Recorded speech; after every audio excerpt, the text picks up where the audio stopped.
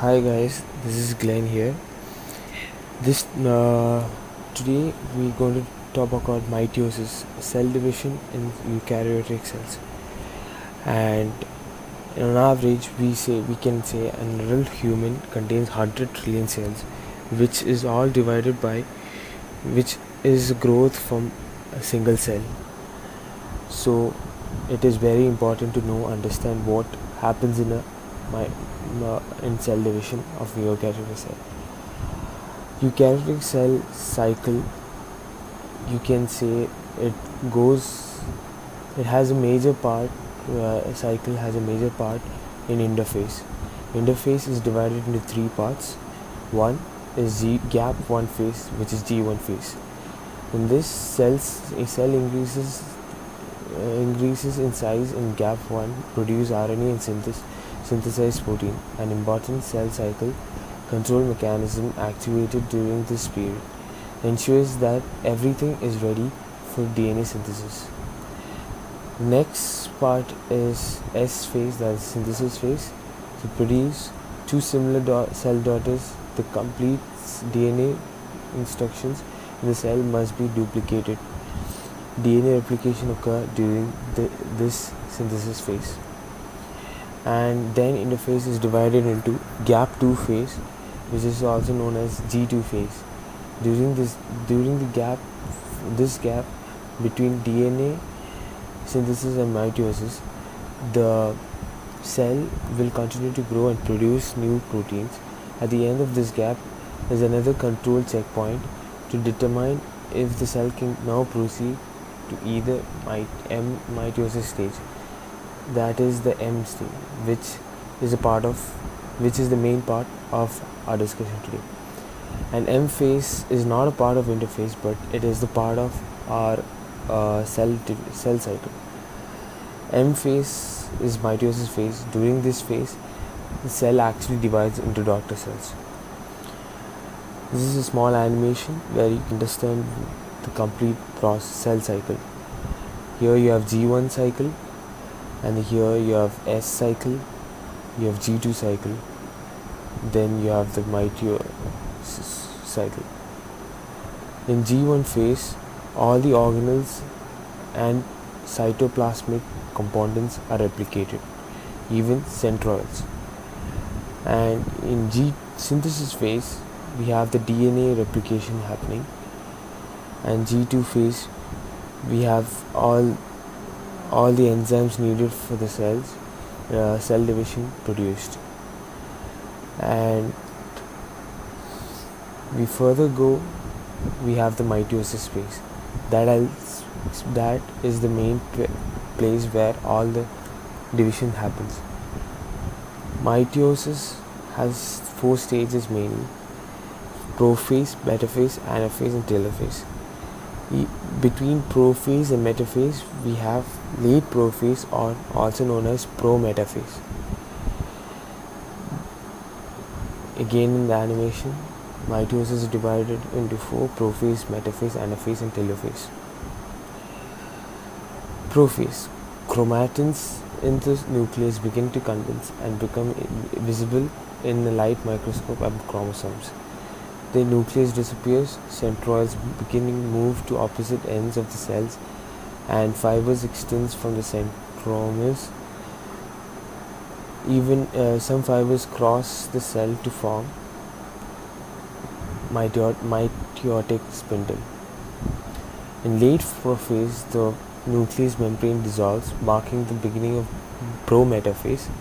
Proteins attach to the centromes, creating the kinetochores. Microtubules attach to the kinetochores, and the chromosomes begin moving. Here's an animation where prophase happens. You can see where chromosomes are condensed to form 2 sister chromatins with centrome, and then you can see centrioles moving towards with the fibers towards the end, the extreme poles, and you have the spindle crossing, which is called the mitotic spindles, and the nucleus condenses. Then the spindles are attached to the centroids or the kinetochores, and then it starts moving. The chromosome starts moving. Then we have the metaphase.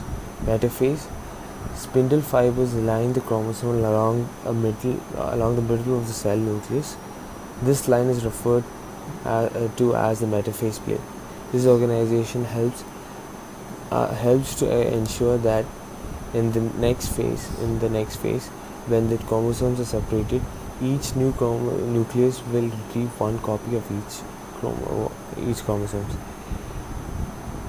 You can see that in this animation where all the chromosomes align in the equatorial plane, and that is also called as metaphase plane.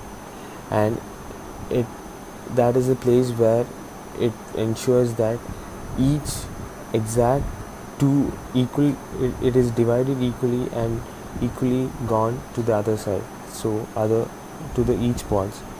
So next we have anaphase. Anaphase is the paired chromosomes separate at the kinetochores and move to opposite sides of the cell. Motion results from a combination of kinetochore movement along the spindle microtubule and through the physical interaction of polar microtubules.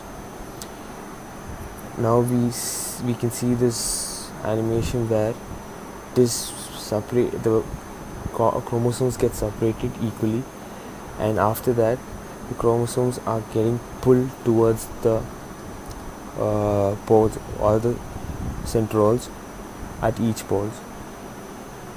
And we have next stage is telophase. Chromatins arrive at the opposite poles of each cell and new membranes form around the daughter cell. The chromosomes disappear and no longer visible under the light microscope. The spindle fibers disappear, and cytokinesis or partitioning of the cell may also begin during this stage. And this cytokinesis happens only in animal cells due to actins, and in plant cells we have the vesicles itself forming cell plate and form. That we'll explain more detail in cytokinesis stage. Here is the animation of telophase where the chromosomes are pulled and the chromosomes decondenses also. That is the coccygeal ring where it shows it is getting divided. Then the cells condenses into the nucleus, separate nucleuses, and even the spindles disappears and it becomes centroids only. Next stage is the cytokinesis stage where the cell completely divides. In animal cells, cytokinesis results when a fiber ring composed of protein called actin around the center of this cell contracts, pinching the cell into two cell daughter cells, each with one nucleus. In plant cells, the rigid wall requires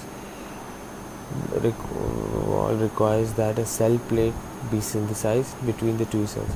The cell plates are formed by the vesicles itself. So we have the animation here where this is an animal cell where the actins itself is responsible for the division of the cell, and here we have the plant cell where the cell vesicles are forming the cell plate, and eventually cytokinesis happen and we have two daughter cells. This is the complete process of